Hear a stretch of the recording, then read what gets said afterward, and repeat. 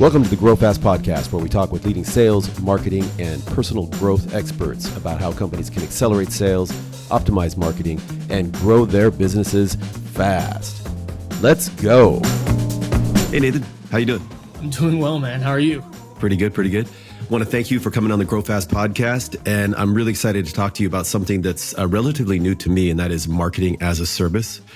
MaaS, I guess it's called. I don't know if that's the industry kind of way to address it. I want to talk to you about that. First off, whereabouts are you located? So I live in Canada, Okay. and I bounce between both Toronto and Vancouver. So I'm right down the road from you. I'm in the Seattle area in Bellevue, Washington, maybe 15 minutes from Microsoft. So if you're in Vancouver, are you in Vancouver now?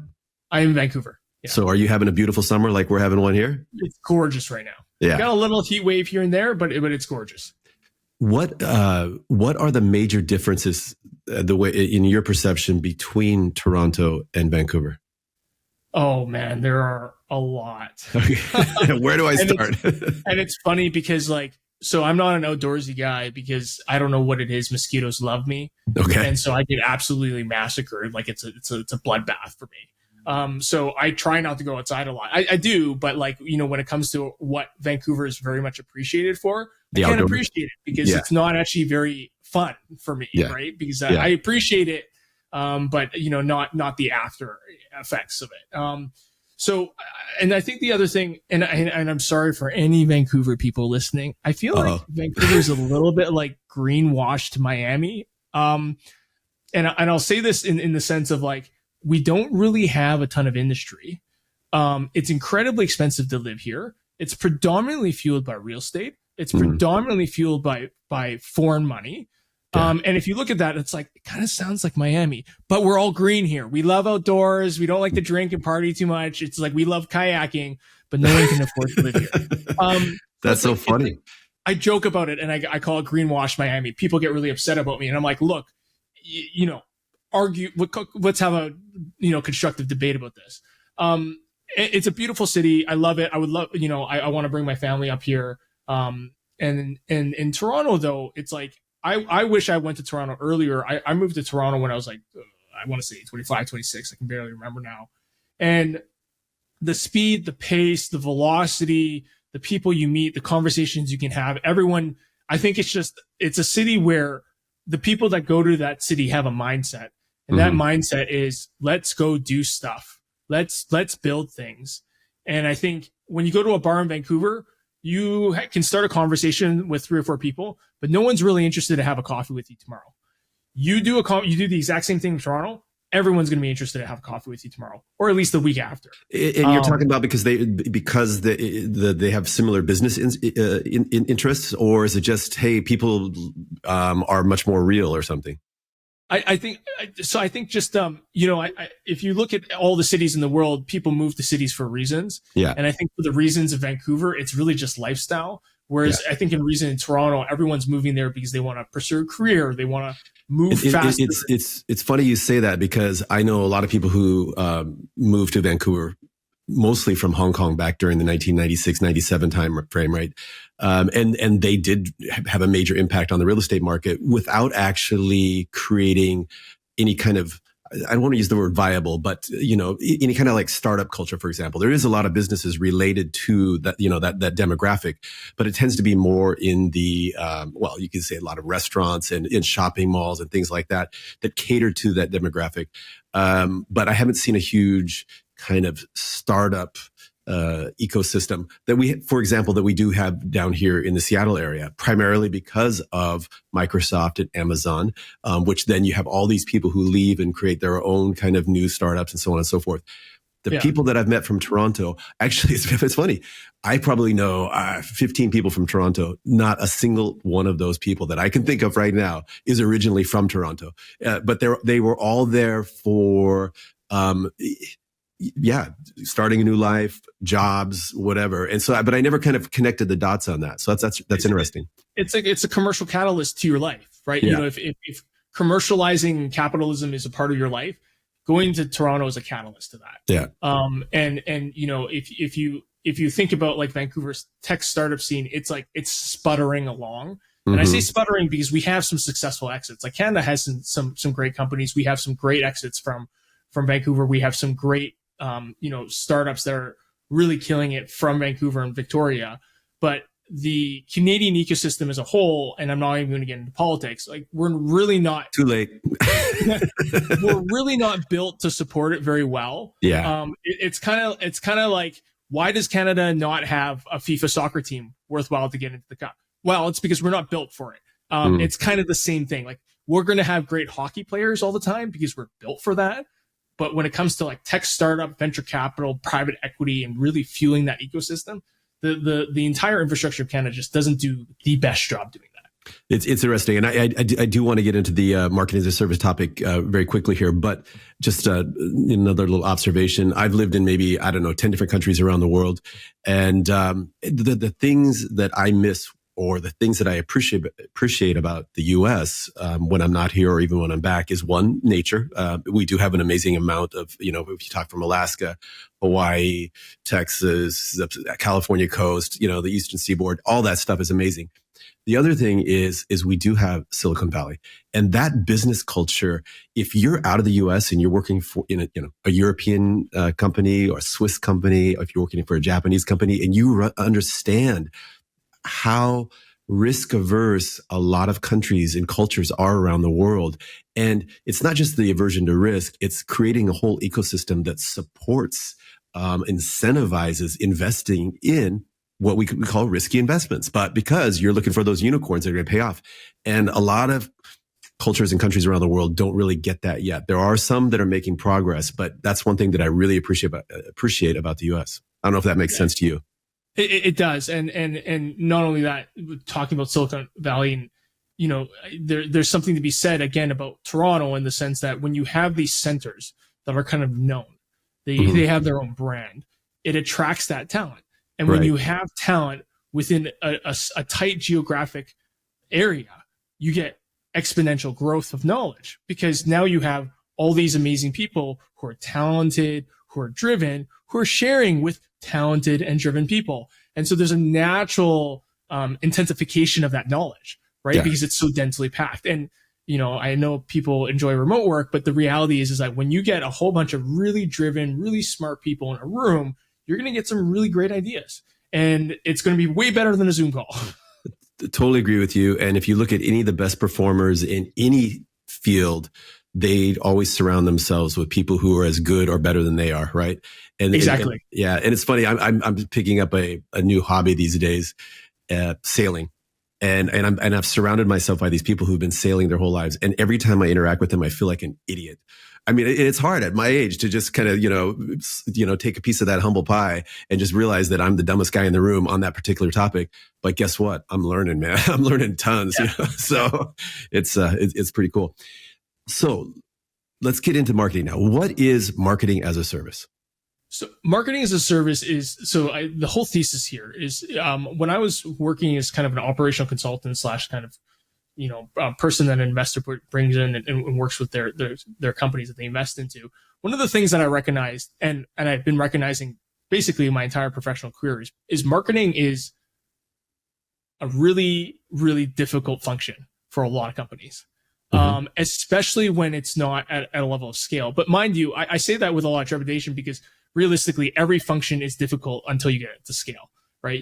That's why I always say it's harder to build a function than it is to run and optimize a function. But there's a difference between a core function like building the product or delivering the service that we are selling versus the promotion of that, right? And, brand image and lead generation and everything like that, which is kind of a different skill set. But go ahead. Absolutely. And it's a confusing one because if you don't have someone who's experienced, and if you think about it, the ecosystem of talent in the world, right? For marketers, they either come from agencies or they come from corporate. And the biggest issue with that is that when you're an agency, depending on how big that agency is, you're not getting very deep into any specific skill set. But you might be working with a lot of different companies. So you're building a very specific skill set, which is great. So you're building that out. For example, copywriter. You're the best copywriter. So you're That's amazing. A good example. You can write on CPG and you can do all kinds of consumer packaged goods stuff, right? So you're like a damn good CPG person, but you've only now learned how to do copywriting for CPG. So you're stuck there. right? Right. You're going, and it's going to be really difficult for you to go to B2B because it's a completely different skill set. And then you have people who go corporate who are going to likely have very broad skill sets and only understand a single industry or category. And so what ends up happening is building a marketing team is really difficult because you're trying to find, or ideally, you're trying to find this one person who not only understands your industry or category, but ideally also has a fairly high aptitude across a very wide range of technical skill sets that are required to run a marketing function. And that's just not possible. Usually a manager who's, someone that's experienced, worked anywhere between 4 to 6 years will have an aptitude in 1 or 2 areas of marketing. Call it maybe email and CRM, maybe call it CRO, so conversion rate optimization techniques, and demand generation, so paid ads. Maybe it's copywriting, maybe it's branding, maybe it's conferences and trade shows. You're going to find someone that has a high aptitude in probably 1 or 2 of these things, but you're not going to find them across all the skill sets. And that's why marketing is, I think, the most challenging area of a business, because it's the one that requires the broadest set of technical skills.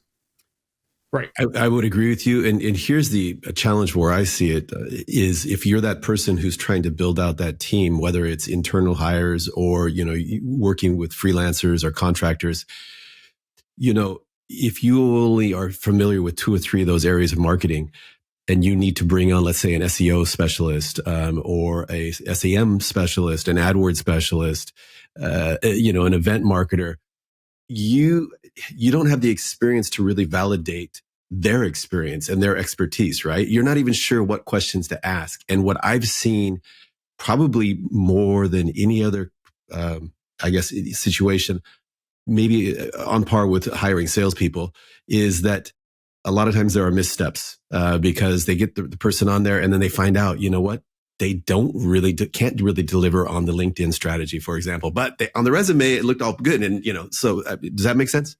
Yeah. Literally why I've built this business. To me, the white space that I identified was the fact that most companies have a really difficult time going from 1 to 3 marketing people internally. And I always say, if you can afford 3 FTEs, that's like the perfect sweet spot for you to build your marketing team internally. Outside of that, you're unlikely to ever find efficiencies, right? Efficiencies and outcomes. Efficiencies in the sense of you can actually afford it and they actually do a good job. And then you also get your outcome. Because again, as we said, that person that's doing, got 4 to 6 years experience, they're not going to provide all the things you need. And then they're going to provide deficiencies in exactly what you said, the areas of which they are not good at. And so the whole reason why we built this model is I provide a retainer that's of the same level of hiring someone for full time, but you get access to all the technical skill sets because I have scale. You don't have scale, right? And when you say you have scale, you have a bench or you have a team? No, my team. Well, I have 26 full-time employees. And these people are specialists, right? So I have, I'm not getting my poor event planner going into InDesign to draft up a document because it's an inefficient use of their time, right? I don't have my demand generator, the guy or the person who's running my social media ads, going into a negotiation conference with a partnership, right? You want people who are, and this is like every business, you ideally want to specialize so that one individual is doing a better job with better outcomes in less time. And so the whole point is, and also as you're building a marketing department, you're typically not needing those 2 skill sets of whatever you've just hired all the time. Right. So you are inefficiently using that employee probably 50% of the time, doing things that you want them to do and are kind of just forced to do because you've made the decision to hire a single person and so you're stuck with it. So you have to utilize that resource regardless. It's funny because some of the industries that I've worked in, to use your example of event coordinator, the events were very seasonal. And so, you might have 7, 8 events in the fall, and then 2 or 3 months off, and then 1 or 2 spring events, and then the summer off, and then you go wait for the fall again. And if you've got this full team, what are they doing? So you've got all that extra bandwidth, and then you have to repurpose those people but that's not where their subject matter expertise is. Exactly. And so the whole marketing as a service is, I'll be honest, there's kind of two main use cases, or three, I would say. The first use case is if you're about to enter into your marketing journey and you're finally mulling over this idea of hiring your first FTE, I would challenge you to go, do you really think that individual is going to meet your expectations? And more often than not, you'll recognize that it won't. Well, right? Here's what will happen in my experience. You'll hire that person, and the first thing that person is going to tell you is, I need to get some contractors to do all these things that I'm planning, right? So I mean, one way or another, you're not going to get by without getting some subject matter experts in there, because when it comes to, sending out email campaigns, newsletters, that's one skill set. Doing the AdWords is another skill set. So yeah, exactly, and that's going to be annoying, right, and frustrating, and not a part of your budget. So that's definitely one use case where we really much fit in. The second use case is, truthfully, this happens a lot in private equity, cost cutting. So they go, we got 2 FTEs, but, realistically, Nathan's firm is cheaper and we'll probably do the same amount of work as those 2 FTEs. So we'll cost cut and Nathan's team goes in. And the third one is you are very set on an FTE. So you have a senior, and you fully now recognize that senior has done exactly what they did in the first scenario that you've brought up, which is they need to hire a bunch of contractors. But at the same time, you don't really want to hire a bunch of contractors because now you have an administrative burden. You have additional communication requirements because now you have weekly meetings with a bunch of other contractors, and you have all this oversight requirement. So then we also then fit in there. We're kind of the one-stop shop. It's like, okay, you've really dug your feet in the fact that you want an FTE. That's fine. I can understand that for some companies, but now this FTE really needs strong support, and I don't want to overcomplicate it for them. So we'll go hire Nathan because Nathan will now become this FTE's colleague, right? And I think that's the most important thing, is where I really try to make sure that we come into companies as a partner. And I have said this to many companies. I'm like, we work best when their marketing team really truly thinks of us as a colleague, not as a competitor, as a colleague. So that senior member is looking to me. It's like, hey, Nathan, here's some ideas. Let's bounce ideas together versus, hey, Nathan, do this. Yeah. That actually leads into my next question, which is, do you engage on tactical, those like subject matter expert areas, or do you start off at a strategic level and say, hey, you know what? Trying to do everything, I think there's like 18 different types of marketing, right? Trying to do all 18 at once is kind of a recipe for not doing anything well and spending a lot of money, right? So let's figure out what works best for you. Do you do both of those, or do you focus on one or the other? We do both of those. And generally what ends up happening during discovery, that's really a strategy piece.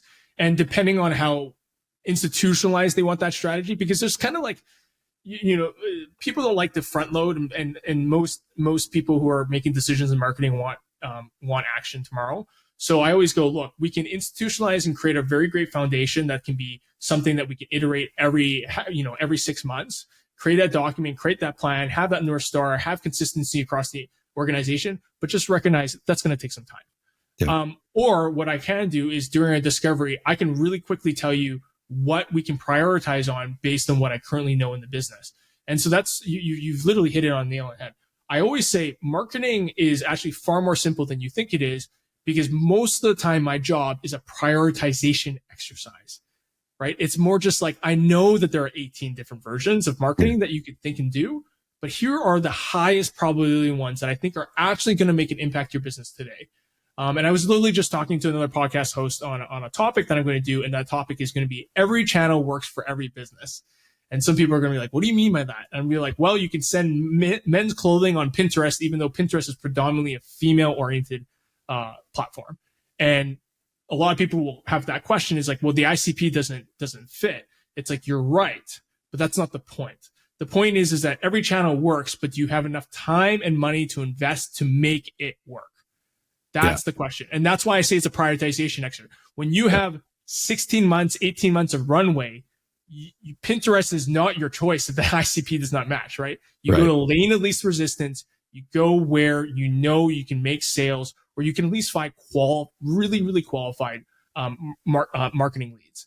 And so my job, because I've been privileged enough to be across so many different industries and categories, I can really help guide companies on like, hey, SEO is not a main thing, but I can tell you right now, SEO across every industry generally brings in the lowest CAC. So you want SEO always working, but is it where we're going to invest 90% of our resources or 20% because we just need to start it, right? Mm-hmm. And so this is typically what I do for strategies. I go, I understand your ICP. I understand the constraints. I understand our human capital, human financial and ICP constraints. And these are the 2 or 3 channels that I think will ultimately succeed for you. And then we can expand from there. Makes a lot of sense. Let's talk about, what's a typical profile for the companies that you work with? So the typical profile right now is, on a broad range, it's B2B. So we've worked in a ton of just business to business type of organizations, whether that's SaaS or professional services, or even private equity and venture capital. In terms of our largest part of our portfolio, it's typically like the $2 to $20 million sub 50 employee B2B SaaS companies where they've kind of got traction. They want more scale, but they're not really too sure. They're generally sales or founder led, and marketing has always just been an afterthought. Mm-hmm. And it's been a maintenance activity, right? We need to look professional enough to make sales, but marketing has never been an institutionalized function. It's always just been like a necessary evil because we can't look like we're from the 1950s. So, if you think about lessons learned from working with that subset of your customer base, this B2B SaaS companies out there that are anywhere from, you said 2 to I think 10 million in annual recurring revenue. What are some things that are working and some things that, you probably don't want to consider until you get your Series A or B or something like that? Oh yeah, this is a great question. So I think the first thing is SEO works, period, full stop. Like I don't care what business you're in. SEO is always a winner, but it's always midterm, right? So it's always a midterm activity. Unless you're lucky enough that you've had some person who's built some sort of track record and authority on your website just through some sort of experience. Generally speaking, it's going to take 3 to 6 months before you to see any fruit from a cold start. So SEO, hands down, works for every business, period. And I'm willing to break that down a little bit, because SEO even itself, there are that could be considered to be a kind of a broad term. So what kind of like specific activities would these companies be doing if they want to allocate some of the resources to SEO? This is a great question. So this is, I'll talk about some problems later. So search engine optimization is fundamentally about producing content around your area of expertise. And ideally, you want to become you want to be an authority in that topic space. And in order to do that, you need to produce articles, and you need to produce articles frequently. And so I tell a lot of companies, because they become very anally retentive on content, and they go, oh, we need to review this. So they spend, 32 hours reviewing one SEO article, and then they produce one article a month. And then they blast the marketing team because they're like, why aren't we ranking? And I go, well, because you're actually supposed to be producing 30. Mm-hmm. So do you want to spend 900 hours? Let me know if you do, or 9,000 hours. And so the reality is, I always tell people, it's like, you need to produce 6 and 7s in terms of quality. You don't need a 10. And I always explain this to people because it's like, guess what? You're not ranking, and you're not the homepage favorite for every ICP in the market. No one's coming to your website to read the daily news about your industry, at least not right now. So this idea, this hyperfixation and truthful overconfidence on how important you think you are, it becomes a hindrance to the SEO activity. Let SEO do what it needs to do. Produce articles. Don't overfixate on whether or not they're perfect, but get the fact that your website is being seen as being a frequent producer of quality articles around your topic, period, full stop. And when you say seen, you're talking by the search engine algorithms that, hey, you know what, there's a fair amount of content, fresh content coming out on a regular basis. Because another aspect of SEO is the backlinks. And when you have, influencers who say, hey, you know what, this is a great article, or maybe somebody's researching a report, they publish a report and then they reference some of the content that's on your page, and then you get the backlink section. But those are the home runs, I guess. Yeah, 100%. Those are definitely home runs. And people have to understand that Google is a business. That business has resources, and that resource is something they call like the crawling resource. The crawling resource will define whether or not they think you're an inactive website or an active website. If you're an inactive website, you have to prove to the crawler that it's worth the crawler's resource time to recrawl you frequently. Right. Right. And because it's their business. That business is the crawler trying to figure out who should I go visit every so often, because I actually know they do a good job and they know they do it frequently and they do it consistently. And so you have to get there. Right. So let me, and I'm sorry, but because you got me thinking here. Let me get your view on this. Making a blog post on your homepage versus creating the same post on LinkedIn. And this is the context of B2B, right? So, and then let's go into the whole application or the use or leveraging of LinkedIn for B2B companies. That's a great question. And the reason I say it's a great question is because I've started recognizing that LinkedIn is, well, I've known this, but just recently it's come across my desk. LinkedIn is ranking for particular keywords now. And so that means your article on LinkedIn is sometimes ranking. In my opinion, you're going to have a challenge on navigating that. And my navigation around that would be, if you are a CEO or founder, you want to use your LinkedIn likely for more personal branding keywords and topic authority around you as a person. And you want to leave your business and commercial keywords for your website. Because the problem is that when someone goes to LinkedIn, it's just like one more click for them to get to your website. Yeah. And I would not advise that. Now, could that change and could consumer behavior change in the future? Maybe. But I would not advise to put your most important commercial keywords on LinkedIn. I think you could put tertiary keywords, sort of longer tail things that you think are not have as much commercial intent on your LinkedIn, but I would not want to compete with myself. And then also, I suppose I'm assuming you only produce one piece of content here.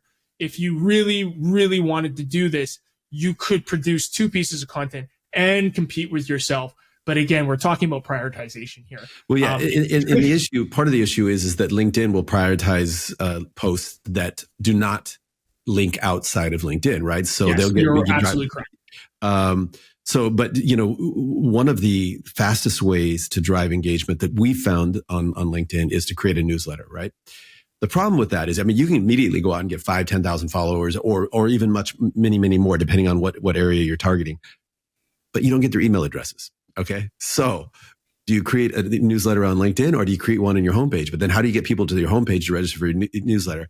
So what we're looking at is kind of a hybrid approach. Put an abbreviated or summarized newsletter on LinkedIn, and then give people, say, hey, for the full, newsletter, the complete newsletter, whatever, come on over to our homepage and do that. And you could tell me if that makes sense or not, or if we should be looking at something different.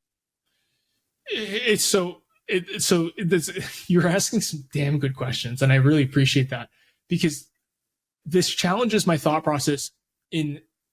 So I said any business can work on any channel. And the reason I say that is because it is a personal choice where you consume your media. It's a personal choice. Right. And it's also a personal choice which ones ultimately have the most influence and impact. Now, there are averages, meaning certain platforms generally have more influence and impact, but to certain individuals, they will, that's a factor of just your own subjectivity, right? Your own personal choice. I would argue that your overlap might be different. And in the sense that you are likely getting people who do consume newsletters via LinkedIn as their primary source, and you're going to get people who like to get it through their email as a primary source. And so therefore, between the two, you're likely going to have some overlap, but you're likely going to have some uniques. So I think the model that you have proposed, as long as you're not handicapping the newsletter too much, I think is likely a great way for you to cross sell into the two channels. And I do think both channels are worthwhile. So how you have done it, I think is a very reasonable approach. I don't see a downside to it. I only see a downside if you're handicapping one side too much. Makes sense. And thank you for being diplomatic and not saying that I was stupid. But you're not. But you're not. I think it's a reasonable approach. And I think if you're copying it one for one, you would be creating some challenges. But I think limiting it has more upside than not. Okay, awesome. In addition to SEO, what are some other areas that a B2B SaaS platform should be definitely putting into their, arsenal?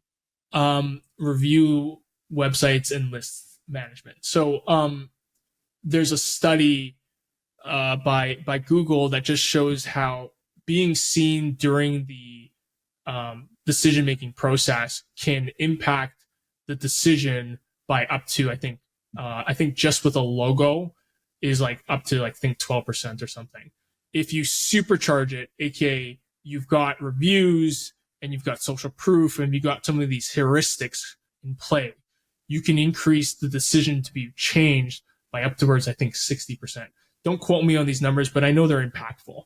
So what you're saying is when somebody, hey, I'm gonna buy X type of software, and I go online to find out who the leading providers are, and then I find this list here, and it could be an affiliate site, it could be somebody who's making money on the lead generation, whatever. But hey, it looks legit, and so but it's that kind of I don't know. You just kind of become familiar with the brand, and I've seen them on 3 different sites. These guys must be legit, and so I'll get in touch with them.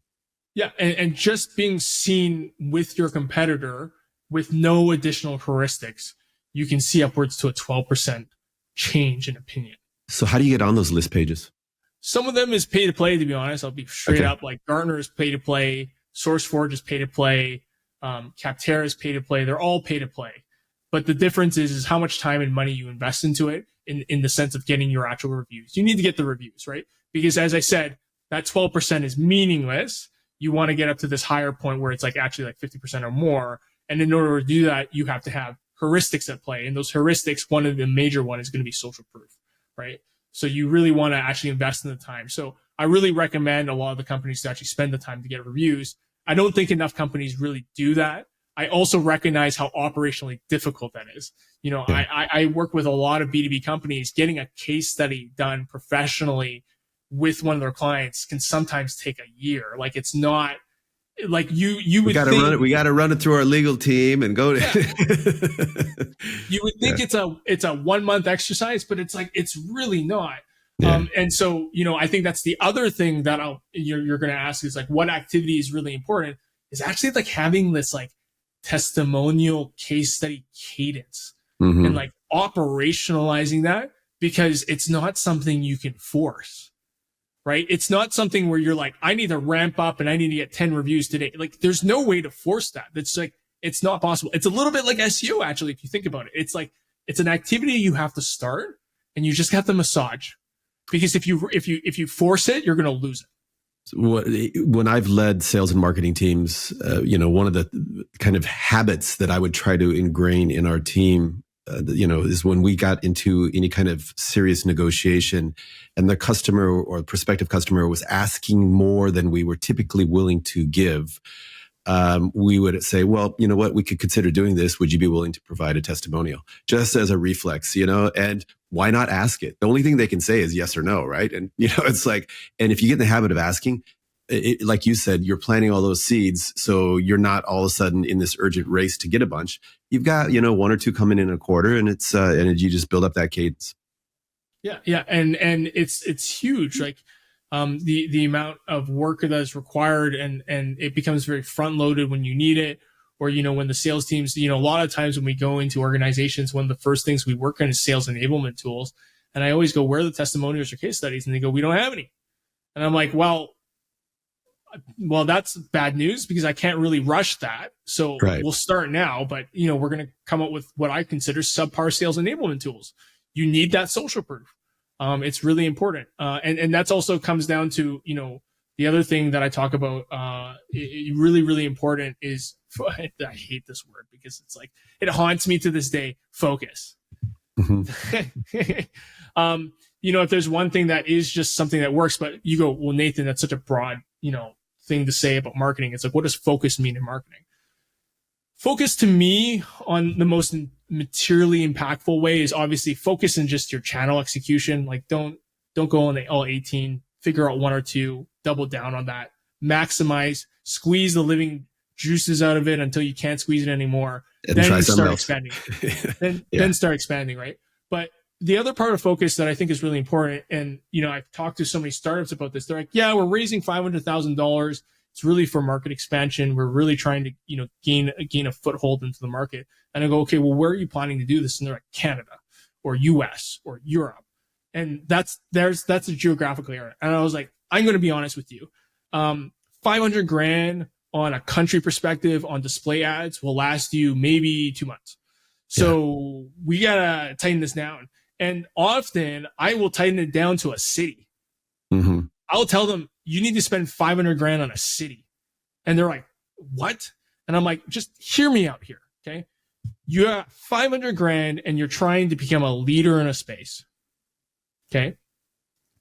Would it not be more impactful for you to have 3 major companies in Vancouver use you versus one in Cincinnati, one in somewhere in Ohio, one in New York, of which none of those 3 companies know each other? They're in different industries, and they're just like, there's no synergy, and you're not getting any geographical or industry expertise to go out and kind of replicate your efforts. Exactly. You want to play the long game. You want the network effect. And you know why? Because when 3 people or 4 or 10 or 20 people from Vancouver in the same industry, same category, go to a conference and they're all from Vancouver and people start talking to them, whose name gets brought up if whatever solution you solve, whatever problem you're solving comes up, you come up. Exactly. And that's way more impactful than having a bunch of sporadic sales across so I always say, go win in a city first. And if you can really win in a city, expanding becomes much, much more easy. It's funny. That analogy holds true to a lot of my previous experience. I spent about 20 plus years in Asia in leadership roles, also doing a fair amount of consulting. And there were so many times where companies would want to come in and say, hey, we want to open offices in Singapore, Hong Kong, Shanghai, Beijing, Tokyo.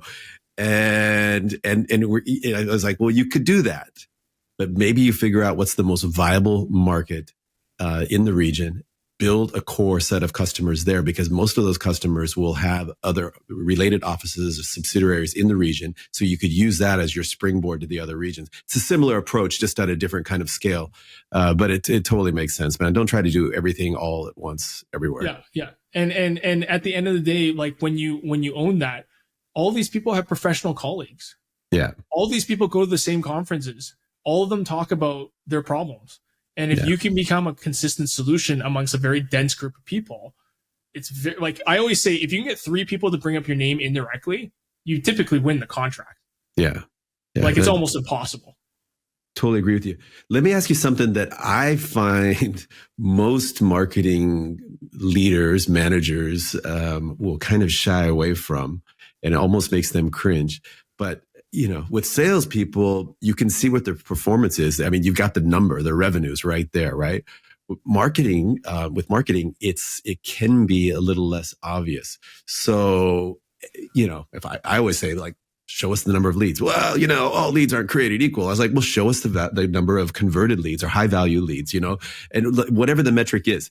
What metrics do you recommend that companies look at from their marketing efforts? I think what's really, really interesting is I think there's a lot of companies that believe there is a turnkey KPI framework for every function. And I think we like to think like that because this book I'm writing is actually about how we're lazy. We like to be lazy. We like to oversimplify things because it just makes us feel better. It makes it feel like we can progress through life easier. Let's do a SWOT analysis. Oh, that's a good idea. Okay. Right. Let's state a bunch of opportunities and threats that are really obvious to us already. Yeah. But when it comes to marketing, what I would actually say is marketing KPIs are based on the maturity of that function, actually. And so actually the KPIs should evolve. And I think that's actually the complex part, right? So when you start the marketing function, it's not fair to force quality conversions because you're not going to get enough conversions to measure quality. So the reality is that when you start, you're going to start with what I call vanity metrics. The vanity metrics are how many people do we have on the website coming through? Have we increased the click-through rates? How many MQLs do we have? Right? That's your first vanity metric, right? Mm-hmm. As the function matures and as you increase those metrics, aka you are doing better on website visitors, you are doing better on click-through rates, you are doing better on MQL, and you actually have statistical volume, right? That's the issue, statistical volume. You then move your metrics lower down the funnel. All right, now we have MQLs. Okay, how many MQLs to SQLs are we getting? What's that percentage? Okay. And then once you do that, then you go, okay, what's the SQL to close? Right. And I think as your function gets scale, you want to move your metrics lower into the funnel. The problem is that a lot of companies jump and they assume they should be in one part of the phase. And whether they are or they aren't in those phases, they force that metric. And so therefore they put what I would consider marketers in a position where they're likely to fail. So a great example, if a company comes to me and has, the exact problem I solve, which is you don't have a marketing department, you want to hire your first person, you hire Nathan, great. What does that usually imply? It means you have no marketing metrics. You likely have no foundation, and you likely have a half-broken funnel that kind of works, kind of doesn't, right? Which means your CAC numbers, your LTV numbers probably aren't really sussed out well. You probably have no idea what your general cost per action is. You probably have no idea what angle or ad actually works for you. All right. So it's like, Nathan, I only want SQLs. It's like, okay, great. So I have to start from scratch. I have some positioning stuff from your sales team that I can put in together. Mm-hmm. And you don't want me to do any strategy work because you're impatient. So I'm going to go straight to demand gen and tactic work. And I'm going to have to build a funnel of which you don't have and I have no learnings of. And you're going to measure me on an outcome that typically takes time for us to validate. So then I'm set up for failure, right? Because they're like, we want SQLs. I don't care about MQLs. It's like, well, in order for me to get you the SQL, I have to get the MQLs first. And if I don't have enough MQLs to actually figure out what works for you, because this is not a system yet you have ever observed to work before, it's kind of just lucky if I actually get a perfect process, right? And this comes back to the thing where I've said every channel works. It's the same process that takes on every channel. You have to figure out, as I've said, that person who consumes media from that channel likes to consume it a certain way. You're finding that perfect match between the ad, the landing page, the targeting of your actual campaign, where they all sync and they come up with a CAC that makes like a customer acquisition cost that actually makes sense for your business. And if a company comes to you and they have none of that, then a marketer can only do 50% of that job well. Yeah. Because the other 50% is testing and being prudent, right? The goal is not to piss money away. Now, you might be incredibly lucky and you find a marketer that comes from a company that's the exact company that you're doing, and they have no non-compete. And for some reason, they can just go ahead and take all of their learnings. Like think a law firm in a local city where they have a SEM guy and literally that person leaves and then joins another law firm. High probability they can get SQLs pretty quick. But majority of people are not in that situation, right? A lot of people are coming from like manufacturing enterprise software, ERP systems for convenience stores. Like you're not going to find a marketer that has that experience. So most of the time, a marketer's job is to be the best at optimizing and best at putting a great foundation for learnings. So I think that's when companies fail because they put out these KPIs that are too early, right? So rather than forcing this idea that marketing has to have these set KPIs from the beginning, I really challenge the thought process is like, no, marketing has phased KPI frameworks. And depending on the maturity of your function, you should modify those KPIs as your function matures. Yeah. So what I'm hearing you say is you definitely need KPIs, but they need to be appropriate for where you're at in your marketing journey. Okay. Or the maturity of your business. And I think it's fair for sales too, if you really think about it, right? Like if you just started your sales process and let's call it technical founder-led business, technical, right? Not sales-led or marketing-led. You have a technical founder telling a salesperson that has no here's your quota, go hit it. Yeah. No sales enablement tools, no objection handling, no battle cards, no nothing. And you're like, SQLs right now. I need book calls. And you're just going to be like, how about you measure me on like my calls first? Yeah. And how many book meetings and secondary meetings I get before we start jumping into like conversion. Totally agree with you. I mean, I've again managed many sales teams, and I'm a firm believer in hit your targets. You can't control when a deal is going to close, but you can control how many calls you make, how many emails you send, how many events you go to, etc. One more thing on this topic. You know, you mentioned the cost of acquisition. How do you formulate that? What are the easiest marketing activities to formulate the CAC, and what are the ones that are more challenging? What do you mean by formulate? You mean just like trying to understand the math, or trying to figuring out what is the actual acquisition cost for a customer or a group of customers? You know, with SEM, let's just say AdWords, I can kind of calculate, okay, we spent this much per month and we generated X number of inbound leads, which generated 5 deals, for example. And I can take that total amount spent, divided by the 5 leads that were converted to customers, and I can come up with a cost. Of course, there's some overhead to that as well. It's not just the ad cost, it's the management and so on and so forth. But I mean, maybe you can walk me through a couple of those scenarios. Yeah. So, a great example is just trade shows, right? And I think trade shows is a great example where I don't think, a lot of companies do a comprehensive approach as to calculating the CAC there, right?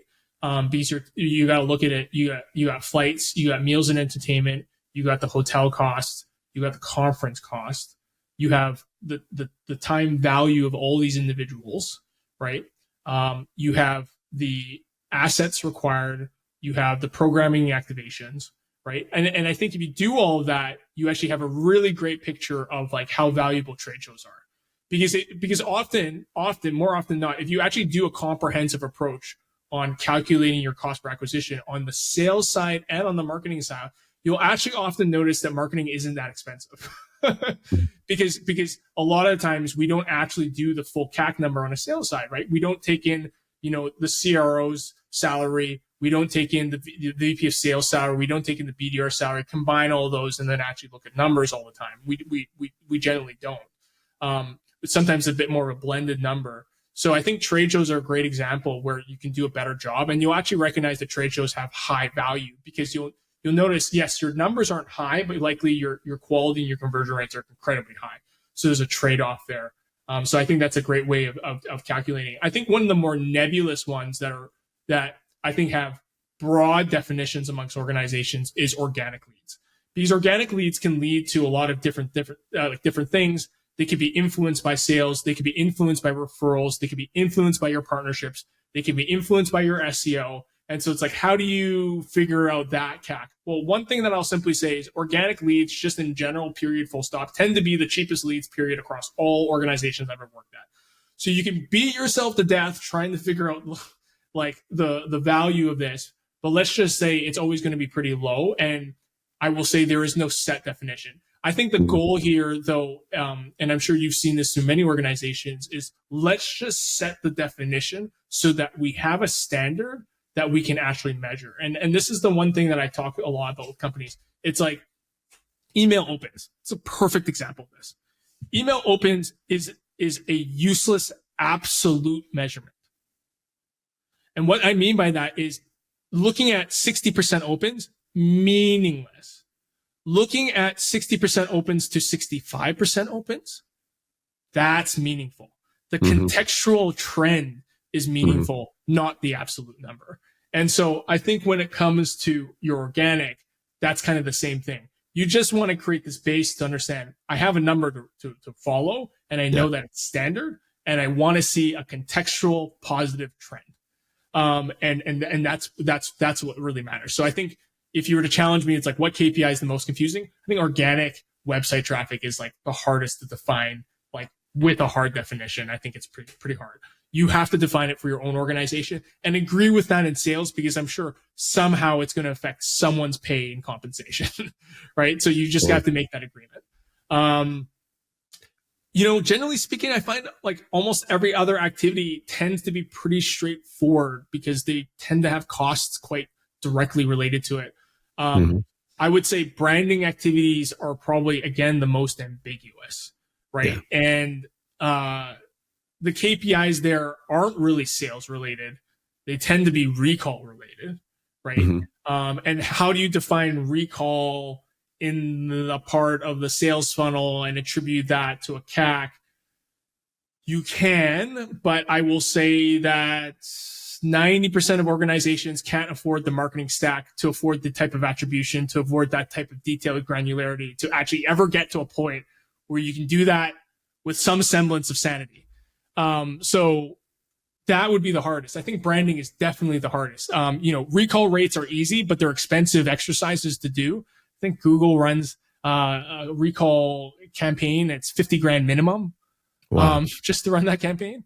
So, branding activities suck, but they're required, right? Because I think every salesperson, every business owner knows if someone can't mentally recall you quickly, you're in a bad situation, especially knowing that 95% of your buyers are typically out of market, right? Yeah. You need to be at the buyer table that first three, right? Yeah.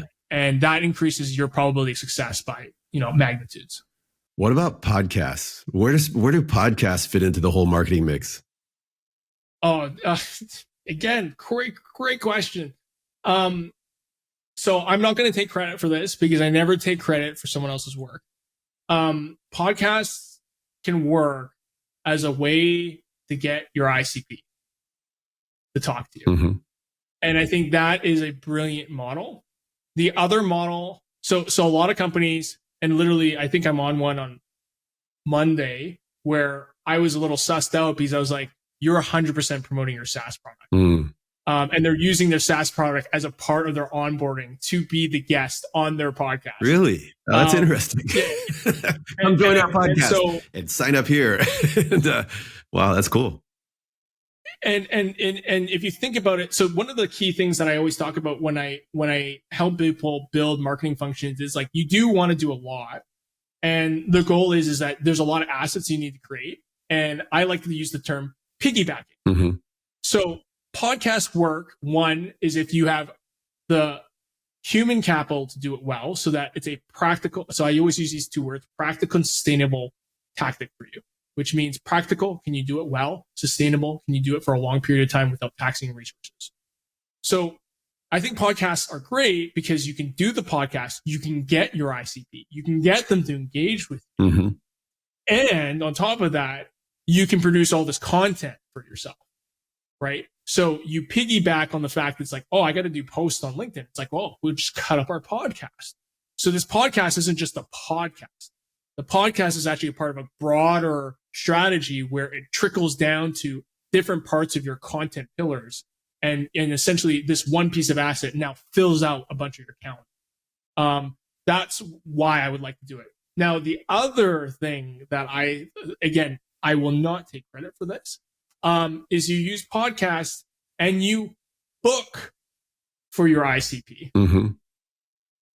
So you go, hey John from so-and-so company, I see that you're a operational excellence manager at this large company. I see that you've done an amazing job. By the way, I don't know if you're interested, but I actually have someone interested in having you as a guest on their podcast. Would you be interested in guesting on their podcast?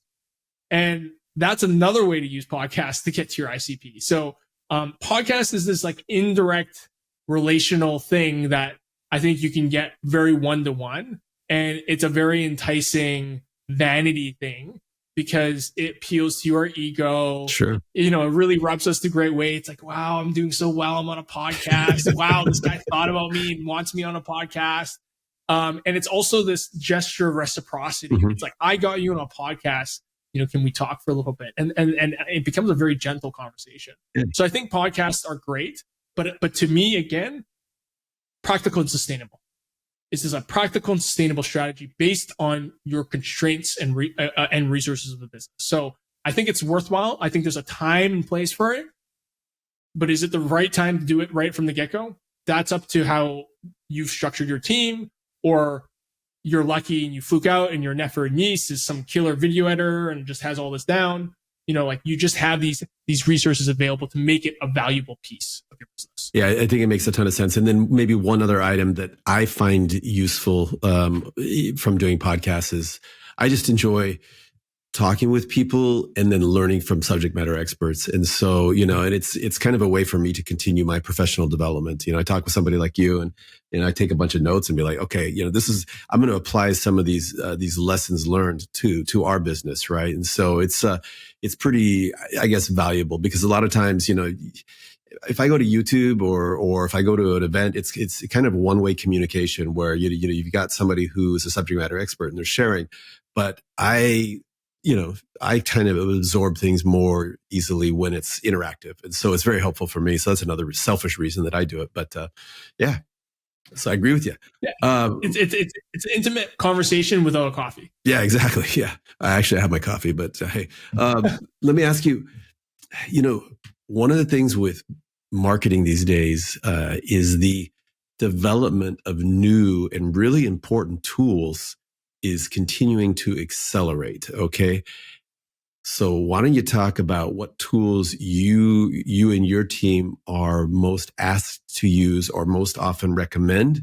And you can talk from lead gen to whatever you want to talk. And how do you keep abreast of all these tools? Because you need subject matter experts, man. I can't just say, hey, learn HubSpot tomorrow. No, it doesn't work that way. So you're literally crushing the question. All great questions. You literally just got it's nice to have a guest that says, hey, I'm doing the right thing. But yeah, go ahead. No, you are. And I hope people are listening. These are fantastic questions. I was literally just talking to my client and I said, hey, I just want to let you know, I don't know if when you hired us, this was a part of our responsibilities lanes when you hired us, but I want you to know that a part of my job or a part of something that we do at Find Your Audience is we're consistently taking demos every week on new tools. Every week, we're probably going through 2 or 3 tools. Every week, we're negotiating aggressively for us to use these tools for our clients. And we're always testing new things because you're absolutely correct. Tools are accelerating. Capabilities are accelerating. And in my view, if I don't do enough of that, I'm not going to do as good as I can for my clients. And so I take it upon myself to POC, proof of concept, a lot of new tools. And you have to. I think any company that doesn't think that a new tool isn't going to make a part of their business more efficient is just fooling themselves. I remember when ChatGPT just came out, a bunch of people were like, oh, it's not going to do anything, blah, blah, blah. I understand it, but it's not going to replace a bunch of things. I hired a content writer. And then when I hired the content writer, I was like, you know what? I'm changing your title for a bit. And he's like, what are we doing? I was like, your job for the next 3 months is basically use every single ChatGPT enabled tool. And I want you to write a report on how exactly we can use it in our organization. I don't even want you producing content right now. You're going to produce gibberish for the first 3 months. And I want you to produce the best gibberish possible. And I want you to tell me why and how. And I was probably one of the only few people on like a fractional CMO call where I was the only guy that actually hired someone to dedicate their time to do this because I saw the value in it. And here's the stupid part. I then stopped. I was like, you know what? ChatGPT is probably peaking. We can probably stop. We can take a break. You go back into now your proper responsibility lane and let's start. And what has happened is there was a gap where I lost track of the latest and greatest. So if you were to ask me what's happening inside of my organization, and what I would really recommend for every organization is you have to promote an AI oriented culture. And what that means is you want active discussions amongst all groups of your business to promote things that they find useful to them that is AI related. And that's what we do. So my content writers, they bring up AI stuff all the time. My creative team, they bring up AI stuff all the time. My operations team, they bring up AI stuff all the time. So I've built a culture where my team is always sharing the latest and greatest, because I'm not on some random Instagrammer's, list to see this latest tool, but my creative team is. Yeah. And I'm looking at other tools that are going to be related to financial analysis or strategic management or competitor viewing and, all like competitor monitoring and all these different things. So I'm going to be in my little area of AI. They're going to be in their little area AI, but we need to cultivate a culture where, one, you need to be open to it, and two, you want them to promote it. Yeah.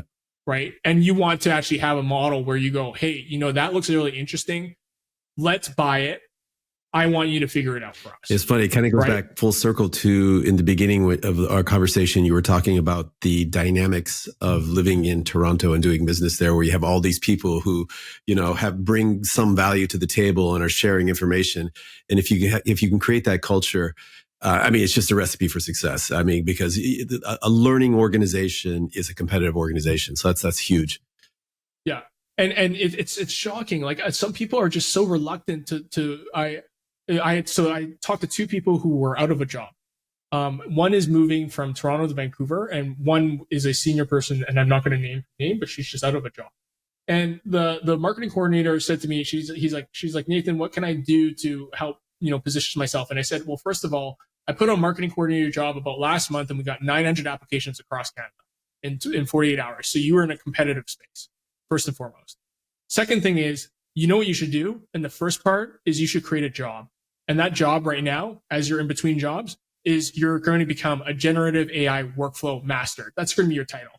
Because I can guarantee you that'll separate you from every single applicant, because it's going to showcase that you are doing something that they probably have problems with. Mm-hmm. And two, this is all you're doing. You're focusing on that. You want to build workflows from AI. And that's a huge thing for a lot of organizations.